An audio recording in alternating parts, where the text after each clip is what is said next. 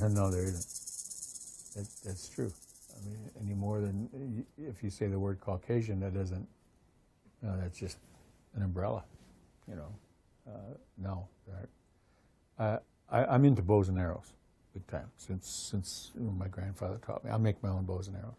I mean, I love bows and arrows. I just bought a Mongolian horse bow, just to have it, just to see it from another culture, how they did theirs and so forth. But I make my bows and arrows, own bows and arrows, and I mean it's a special connection when you do that, when you can do that, when you know that the bow that you've made, and there are different kinds,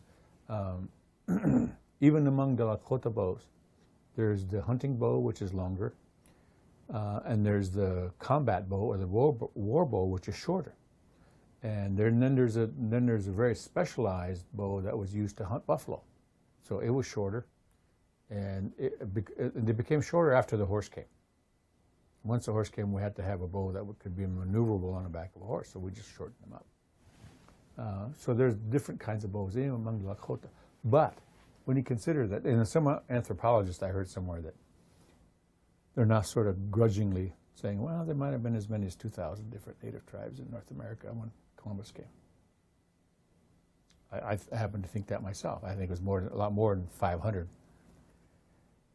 Then if that was the case, whether it was 500 or 2,000, there are that many different languages and that many different ways of identifying ourselves. So, we look at things, so much differently than everybody else. So, there's that many different ways to make bows and arrows. And that variety is still here. I mean, there's a pan-Indianness now because, in the last century, certainly in the last 75 years, we've had much more contact with one another as diverse tribes all over the country. So some of us are copying the dance costumes of tribes elsewhere, and the Northern Plains tribes are copying this, and then the other people down there are copying our songs and our costumes and our way of doing it. Well, that's the pan-Indianness. But the variety is still there. I mean, we all have our own way of, even different ways we dance, and our songs are different. And generally, our perception of our environment is different because we all come from different parts of this continent. The people who lived in the East were all sedentary hunters and gatherers. They stayed in one place. Whereas those of us on the plains were all nomadic. We moved around to follow the game. And the people in the Southwest learned how to irrigate because water was a scarce commodity.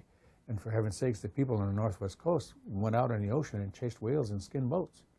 So all that variety is there, and that variety was sort of directly influenced by the environment itself. And that gets back to the earlier question of how we related to the earth. It made us who we are. And that's really the source of our variety. And we can be resilient. I mean, I make bows and arrows, and one of the things that, as I said, one of the things that impressed me about a well-made bow is how resilient it can be, time after time after time. You bend that sucker back and you pull and the arrow flies, and you're thinking, well, if I pull it back too far, it's going to break. But then you rely on what you've been taught as a bow maker, what your grandfather said. Okay, first of all, he said, it's got to look like the new moon. The thin sliver of a new moon, that's the shape of our Lakota bows. And if you look at it, the next time you have that opportunity, look at the brand new moon. It's just thin in the sky. It's thickest in the middle and tapers gracefully out to both ends. That's what our bows look like. Interesting enough, that shape enables it to be resilient because it withstands the stress of being drawn over the whole amount, both limbs, top and bottom. If you make it too thick in the middle, then it puts too much pressure on the outer limbs and it'll break. But if you use that shape, it gives them that ability to be resilient time after time after time. And we can be the same way if we stop to think about it. And part of our resiliency is all the ways that we're different, that variety, even among our own self. The Lakota are different than the Lakota and the Dakota. They chose to stay on the east side of the river. We went west and scattered ourselves all over the place. variety is a good thing.